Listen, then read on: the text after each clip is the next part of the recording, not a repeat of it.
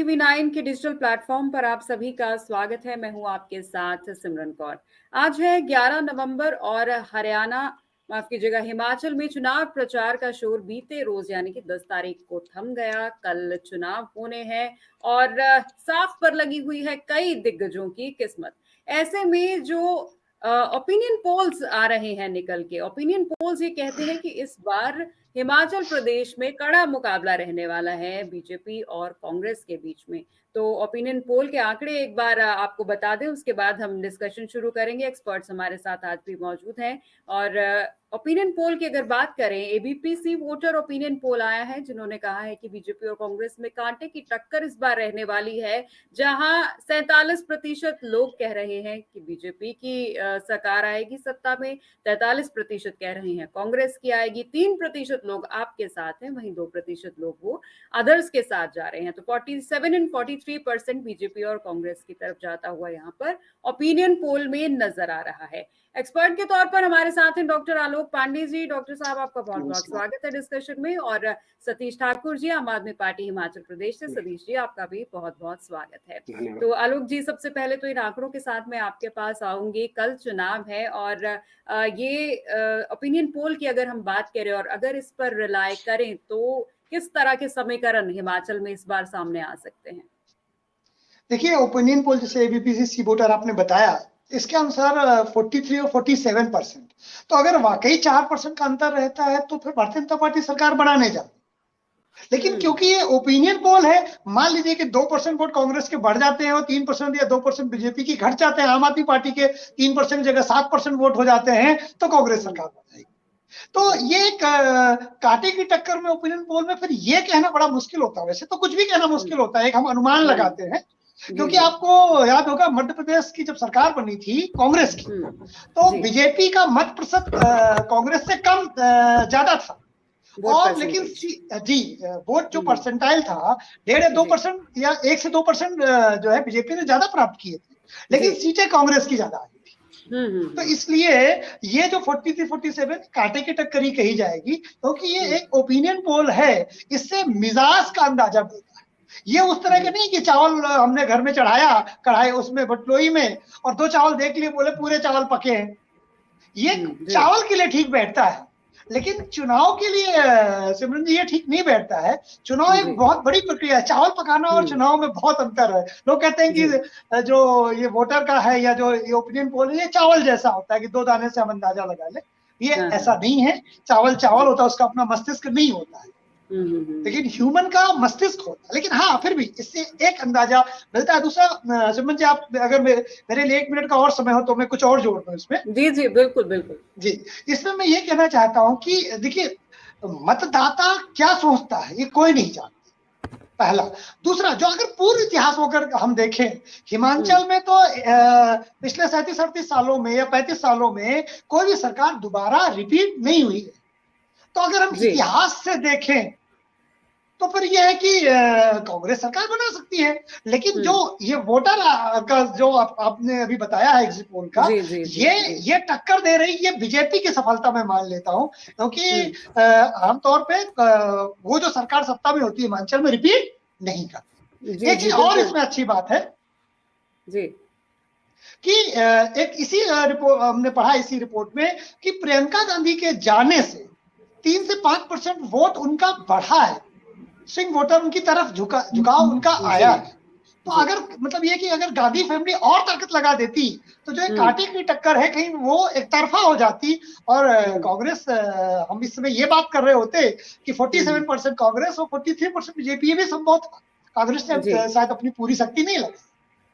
जी बिल्कुल। लेकिन फिलहाल ओपिनियन पोल है। और अगर बात करें तो इसी साल हुए थे पंजाब के चुनाव में, और जो ओपिनियन पोल आया था, कहीं अकाली दल अपनी सरकार बना रही थी, कहीं कांग्रेस को बढ़त मिल रही थी, लेकिन जो रिजल्ट आए थे वो बिल्कुल ही अलग थे, बिल्कुल चौंकाने वाले थे। और हिमाचल में भी क्या होगा वो तो 8 दिसंबर को ही पता चलेगा। बहरहाल मुद्दा जो है इस बार वोटर को रिझाने की कोशिश कांग्रेस ने भी की है, बीजेपी ने भी की। आपने बताया कि प्रियंका गांधी के आने से जो है वेटेज बढ़ी है प्रदेश में कांग्रेस की। तो आम आदमी पार्टी दरकिनार सी हो गई। जिस तरीके से ओपिनियन पोल आ रहे हैं सतीश जी, और देखा जाए आखिरी दिनों में बड़े नेताओं ने, जैसे अरविंद केजरीवाल की बात करें, भगवान, मैं भी इससे इत्तेफाक रखती हूँ, क्योंकि अगर हम लोग ओपिनियन पोल देखें तो 47-43 और रेस्ट 3% रह जाता है आम आदमी पार्टी और 2% रह जाता है अन्य के पास। तो अगर ये 43-47 जरा भी ऊपर नीचे होता तो आम आदमी पार्टी बहुत ही ज्यादा की इंग्रेडिएंट देगी इस बार सरकार बनाने में।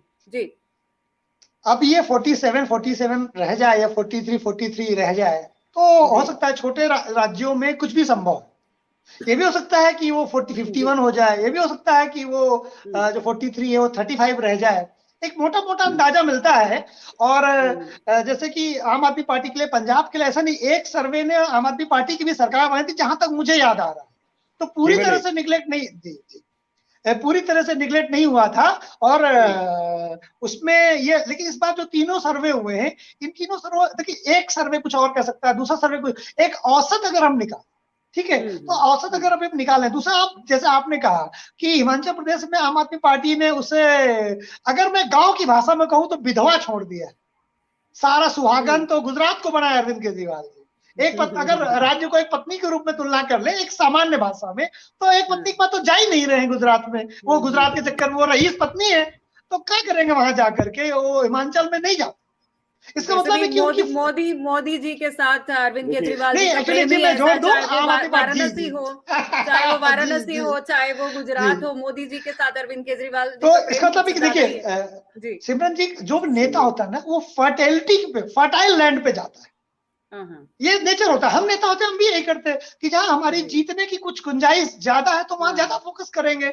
आम आदमी पार्टी का फोकस, जैसा आपने भी बताया, मैंने भी देखा कि जो भी चर्चा अरविंद केजरीवाल की होती है वो गुजरात को लेकर के है, हिमाचल को लेके बहुत ज्यादा, इधर 1.5-2 महीने में जो भी इनके इंटरनल सर्वे हुए हो कि हमारी जो फर्टाइल लैंड है कुछ हमें फायदा मिल सकता है, कुछ हम नोटिस कर। देखिए आम आदमी पार्टी ये बात मानती है कि जहां तक मैंने मेरी बात की कि गुजरात, ओपन कैमरे में नहीं, अंदर की बात बता रहा हूं मैं, कि वो गुजरात में कोई सरकार बनाने नहीं जा रहा, वो गुजरात में, हाँ गुजरात में वो नोटिस करवाने जा रहे हैं, गेम बिगाड़ने नहीं जा रहे, कितने निगेटिव नहीं जा रहे हो। देखिए कोई भी पार्टी आती है उससे निगेटिव मिलता अलग है, वो अलग मैटर है, लेकिन आम आदमी पार्टी जैसे पंजाब में 2017 में नोटिस करवाने गई थी, वो पहला स्टेप तो गुजरात में नोटिस कराने का है, अपने संगठन को मजबूती प्रदान करने के लिए उन्हें वहां मिनिमम 15, 20, 25 विधायकों की जरूरत है। तो वो अंदर ये खाने का जो मानना है कि अगर वो 20-25 विधायक या 15-20 विधायक या डबल डिजिट में भी पहुंच जाते हैं तो वो नोटिस करवा चुके होंगे, फिर अगली तैयारी उसके माध्यम से करें। हाँ, अब अभी डिबेट में लाइव में हमारे भाई नहीं मानेंगे, मैं उस बात की, उनकी मजबूरी को समझता हूं। जी चलिए, आलोक जी हमारे साथ राधा मोहन जी जुड़ गए हैं। राधा मोहन जी, आप हमें सुन पा रहे हैं? बाद कंपैरिजन करेंगे, जैसे सतीश ठाकुर जी ने कहा कि मैनिफेस्टो कॉपी किया है कांग्रेस ने और बीजेपी ने। आलोक जी, जी बोलिए। जी सतीश भाई, सबसे बड़ी प्रॉब्लम ये है कि जब भी कोई एक राजनीतिक विश्लेषक कोई बात कहता है तो आम आदमी पार्टी से मुझे बड़ा दुख है कि वो बाई फोर्स कुछ कहलाना चाहते किसी एक पॉलिटिकल एनालिस्ट से। आपके साथ भी ऐसा 2-3 बार आम आदमी पार्टी के लोग तो मुझे बीजेपी का एजेंट भी बता चुके हैं। मैं कोशिश करता हूं कि मैं किसी का एजेंट ना रहूं। आपके यहाँ से एक मुस्लिम भाई आते हैं प्रवक्ता के रूप में, वो तो मुझे एजेंट ही कह देते हैं। चलिए आपने मुझे एजेंट नहीं कहा, इतना बहुत बहुत धन्यवाद, वरना मुझे सीधे एजेंट कह दिया जाता है। मैं किसी पार्टी का एजेंट नहीं हूं, मेरी व्यक्तिगत मत किसी पार्टी के लिए, क्योंकि मैं एक वोटर भी हूं, मेरा एक व्यक्तिगत मत हो सकता है। रही बात आम आदमी पार्टी, जब आंदोलन थी तो मैं यहां से, मेरी बहन जर्मनी से आपकी पार्टी के लिए आर्थिक सहयोग किया कर, तो मैं निराश वोटर हूं आम आदमी पार्टी का। आपसे जो उम्मीद थी हमें, आपने वो नहीं किया, मैं लाइव कह रहा हूं। चलिए अब मेन बिंदु पर, जो आंदोलन में आप बात करते थे, आप काम नहीं करते। ये मेरी व्यक्तिगत दर्द है जो मैंने बताया। यहां से लेकर जर्मनी तक आपके लिए हमने चंदा इकट्ठा किया, ये मैं व्यक्तिगत कह रहा हूं। ठीक है, मेरी बहन बर्लिन यूनिवर्सिटी में पीएचडी वालों को पढ़ाती है जर्मनी, तो इसलिए हम लोगों ने बहुत कुछ किया है जब आम आदमी पार्टी आंदोलन थी। और जब वो इस तरह आम आदमी के नेताओं की तरह जब आप बिहेव करते हैं ना, बीजेपी और कांग्रेस की तरह, दुख होता है सर। आपको तो भगत सिंह वाला काम करना चाहिए था। चलिए अब आप राजनीतिक दल के रूप में, मुझे इसके लिए कुछ नहीं कहना। अब आते हैं फ्री बीज के मैटर। जब ओल्ड पेंशन स्कीम का भी एक इंडियन एक्सप्रेस में हवाला आया था, इंडियन एक्सप्रेस जैसा न्यूज़पेपर ये माना जाता है कि सरकार का कंट्रोल्ड न्यूज़पेपर नहीं, इसलिए मैं उसका नाम बताया। उसमें एक लेख आया था कि अगर ओपीएस लागू कर दी जाती, राज्यों को चिताया गया है कि आप ओल्ड पेंशन स्कीम अगर लागू कर देते हैं तो राज्यों की आर्थिक स्थिति बदहाल हो जाएगी। ये विद इन ए वीक है, आप चाहे तो जाके देख सकते हैं, तारीख मुझे याद नहीं, एक हफ्ते के अंदर का ये इंडियन एक्सप्रेस का एडिटोरियल के जस्ट आगे वाला पेज है। ओपीएस जो है सरकारों पर बोझ है, जो एनपीएस है ये आपकी कमाई का है, एक हिस्सा ही आपको दिया जाता है। ओपीएस सरकार के इनकम का दिया जाता है, सारे राज्य अगर ओपीएस देते हैं, ये इंडियन एक्सप्रेस कह रहा है, एक्सपर्ट कह रहे हैं, मैं नहीं, मैं सिर्फ कोड कर रहा हूं। तो सरकारों की, मैं बोल लूं फिर आप बोलिए, क्योंकि आम आदमी पार्टी या कोई भी राजनीतिक दल उसका लॉजिक निकाल लाएगा, फिर जब अप्लाई करने की बात आएगी तब अप्लाई नहीं होगा। तो जो चीजें एक्सपर्ट कह रहे हैं, इकोनॉमिक एक्सपर्ट कह रहे हैं, देश रहेगा, देश की इकोनॉमिक कंडीशन रहेगी तो आप कुछ कर।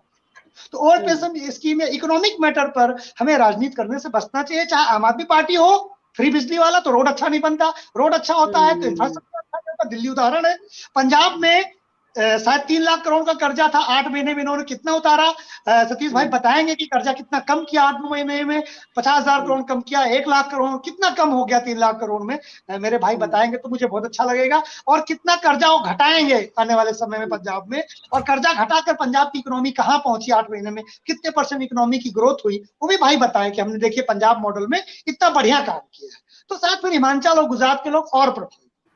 दूसरी बात यह है कि चाहे भारतीय जनता पार्टी फ्री बीज वो भी दे रहे हैं, मुफ्त राशन फ्री बीज नहीं तो क्या है, मुफ्त राशन अभी कहीं कोरोना काल में अभी तो सर मैनिफेस्टो में तो कंपटीशन हो गया, कांग्रेस और बीजेपी के बीच में कंपटीशन हो गया, कोई बिजली दे रहा है, कोई यात्रा फ्री करवा रहा है, और आम आदमी पार्टी को घेरने के नाम पे आम आदमी पार्टी का नाम आता है कि जी अरविंद केजरीवाल जी फ्री बीज दे रहे हैं, आप भी लोगों को उस पे भी बोलिए जी। तो इसलिए कोई भी पार्टी है, सारी पार्टियों का उद्देश्य चुनाव जीतना होता है। तत्काल में राज्य में चाहे 1 लाख करोड़ का कर्जा हो, चाहे 3 लाख करोड़ कर्जा हो जाए, चाहे देश डूब जाए कर्जे में, सत्ता में रहना सबकी प्रायोरिटी है।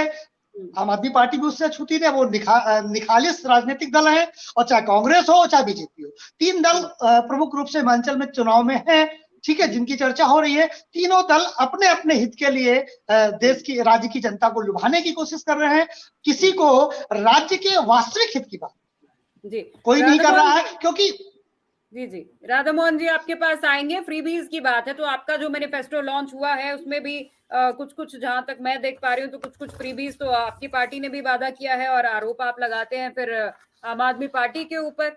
अब महिलाओं को नौकरी का आरक्षण हो, छात्राओं की स्कूटी हो, या फिर वो गैस सिलेंडर फ्री हो, ये भी तो फ्री बीज हुए। नहीं, बिल्कुल सही बात है। और सीएम ऐड करने वाली जो बात है, ये जो भैया कह रहे हैं, ये मतलब आम आदमी पार्टी करे तो करेक्टर ढीला, ये करे तो रासलीला, ये कैसे? मैं बताता हूँ कोई चीज फ्री बीज है कि नहीं। बीजेपी के राज्य में बैठा हूँ उत्तर प्रदेश में, उत्तर प्रदेश में योगी आदित्यनाथ जी रक्षाबंधन के 1 दिन पहले महिलाओं के लिए यात्रा फ्री कर देते हैं। इसको मैं कह सकता हूँ कि इट इज नॉट फ्री बीज। 1 दिन बर्दाश्त किया जा सकता है, 2 दिन बर्दाश्त, ये फ्री बीज नहीं है।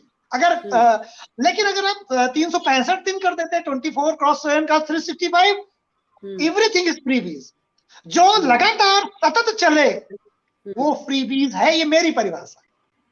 मैं नहीं कहता कि हमारे आम आदमी पार्टी के भाई या बीजेपी के भाई हमारी बात को मानेंगे, लेकिन मेरी ये परिभाषा है कि जो आप लगातार दे रहे हैं और सामूहिक रूप से दे रहे हैं, इसको थोड़ा और ब्रॉड कर दीजिए।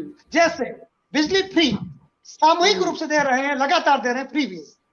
हिमाचल प्रदेश में महिलाओं को यात्रा फ्री, सामूहिक रूप से दे रहे हैं, लगातार दे रहे हैं, फ्री बीज। सबको 84 करोड़ लोगों को बीजेपी खाना दे रही है, फ्री बीज है, लगातार दे रहे हैं, कोई रास्टिंग नहीं है, दैट इज फ्री बीज। ये सारी चीजें चाहे आम आदमी पार्टी करे चाहे बीजेपी करे, दोनों देश की अर्थव्यवस्था पर, देश के खजाने पर अतिरिक्त दबाव डालती है, और इसका खामियाजा कौन भुगतता है? आम आदमी पार्टी है। उस तरह का ना इंफ्रास्ट्रक्चर बने ना उस तरह। अब आप दिल्ली में देखिए, जितनी सरकारें, मुझे डाटा याद नहीं, लेकिन जितना मैं दिल्ली गया हूं, जितना मैंने देखा है दिल्ली को, जिस समय शीला दीक्षित की सरकारें थी, जितने तेजी से ओवरब्रिजेज और इंफ्रास्ट्रक्चर का निर्माण हुआ था, क्या उतनी तेजी से अभी हो रहा है दिल्ली में उसी गति से? शायद नहीं, क्योंकि फ्री बीज है। ओके जी मैम, मैं डॉक्टर आलोक का, देखिए ये जो दोनों पार्टी के लोग हैं, ये अपनी अपनी बात कह रहे हैं, सबको अपने अपने वोटर को संतुष्ट करना है।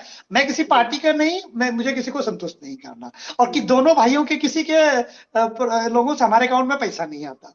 तो सीधी सी बात है, मेरा अकाउंट खाली है, जो दे देगा उसकी तरफ से बोलेंगे, वरना न्यूट्रल बोलेंगे। अभी तक किसी ने भेजा है नहीं मेरे अकाउंट में। तो सीधी सी बात है, जब चलिए मैं अब आम आदमी पार्टी के नजरिए के अगेंस्ट बोलता हूं, फिर बीजेपी के बोल, दोनों की गलतियां हैं। आप समझिए, जब कोरोना काल था, अरविंद भाई ने बसों में ठूस ठूस के यूपी बिहार वालों को दिल्ली के बाहर फेंक दिया था। ये भी सच है, लोगों ने देखा है दिल्ली से बाहर भागते हुए बिहार उत्तर प्रदेश के मजदूरों को। और जब वोट लेना होता है तो वो दिल्ली वाले हो जाते हैं, जब उनकी ड्यूटी करनी होती है, उनको रक्षा करनी होती है उनकी, तो बाहरी हो जाते हैं रिस्पॉन्सिबिलिटी से। आम आदमी पार्टी हो सकता है डिनाई करेंगे, लेकिन जितना मैंने मीडिया में देखा, परिवेश में आलोक जी, हिमाचल के परिवेश में बात आते हैं हिमाचल के परिवेश में जी, मैं हिमाचल के परिवेश, देखिए हिमाचल और दिल्ली जुड़ गया है, क्योंकि जुड़ा है बिल्कुल। अब दिल्ली, हमने 8 सालों में एक्स्ट्राऑर्डिनरी परिवर्तन दिल्ली में कुछ नहीं देखा। यानी आप दिल्ली 8 साल पहले, हर 2-3 साल बाद जाएं दिल्ली में तो कुछ नोटिस परिवर्तन होने चाहिए। जब भी मैं दिल्ली जाता हूँ, मुझे चमकती हुई दिल्ली नई नहीं दिखती, वैसे घिसी पिटी पुरानी रोडें और खराब हो रही, नई बसें बढ़ नहीं रही है, केवल बिजली फ्री है, तो मुझे नहीं दिखती दिल्ली चमकती। अरे भाई जरा कुछ करें, मजा आए मुझे दिल्ली देखने में, आंखें चौंधिया जाए मेरी।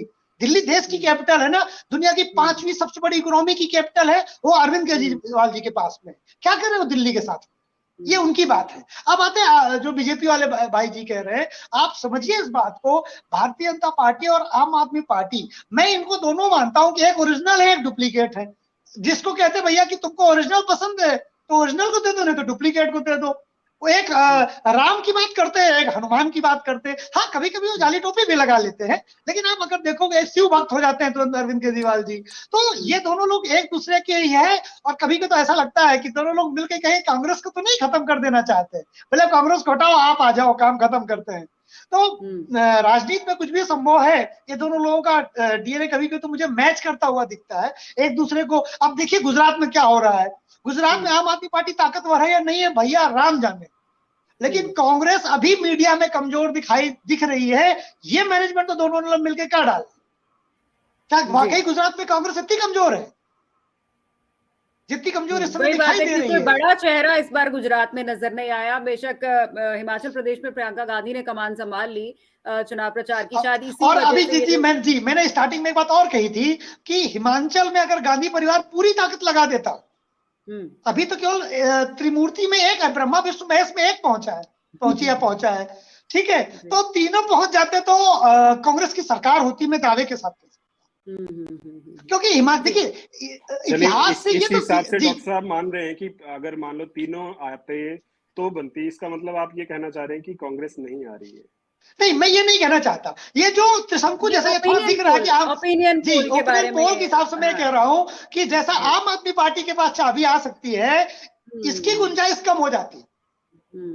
अब क्योंकि कांग्रेस उस तरह से नहीं लड़ रही है जो बीजेपी से अगर वोटर ना, देखिए एक बात तो मानना ही पड़ेगा कि अगर कोई रूलिंग पार्टी रिपीट करती है तो इसका मतलब एंटी इनकम्बेंसी होते हुए भी उसने रिपीट किया, लेकिन एंटी इनकम्बेंसी ना हो किसी सरकार के, वो तो ऐसा हो ही नहीं सकता। एंटी इनकम्बेंसी तो होती है, अब विपक्ष के ऊपर है कि उसे कितना भुना पाता है।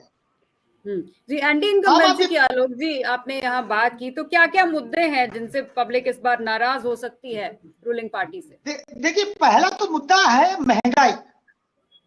ये ऐसा यूनिवर्सल मुद्दा है। आप सोचिए भारत के किसी कोने में बैठे हो, लीवर किडनी तक सरकार निकाल लेती है इस समय, इतना महंगा। ऐसा तो लीवर बेच के काम चलाओ, किडनी बेच के काम चलाओ, महंगाई तो बहुत है। अब बीजेपी जब विपक्ष में थी तब कहती थी, स्मृति ईरानी का याद करो, जो कांग्रेस सत्ता में थी, सिलेंडर 5 रुपया बढ़ता था तो हमारी बहन रोड को गड्ढा कर देती थी बोल बोल के, ठीक। अब 1000 में सिलेंडर बैठा तो अभी राधा मोहन जी कहेंगे कि वो अंतरराष्ट्रीय समस्या है, यूक्रेन रसिया वार है, तब अंतरराष्ट्रीय समस्या नहीं थी, है ना। तो जब वो जो सत्ता में होते हैं तो दूसरे बोल होते हैं, हम विपक्ष में होते हैं। बीजेपी जब विपक्ष में होती है ना, उसकी आवाज में दम आवाज, ठीक है ना, और जब सत्ता में होती है तो दूसरी तरह से इतनी तेज बोलती है कि कोई दूसरे की आवाज ही सुनाई नहीं देती। तो इसलिए बीजेपी को सोचते, हमारे साथ प्रधानमंत्री ने कहा था कि जब वो सत्ता में पेट्रोल 35 रुपए में बिके, किसने कहा था शायद, या बाबा रामदेव जी ने कहा था, या किसी ने कहा था। अब पेट्रोल तो 100 के ऊपर है। अब हवा भैया राधा मोहन भाई से पूछेंगे, अरे बोले भैया रशिया यूक्रेन का चक्कर ना होता तो अभी हम पेट्रोल की नदियां बहा देते।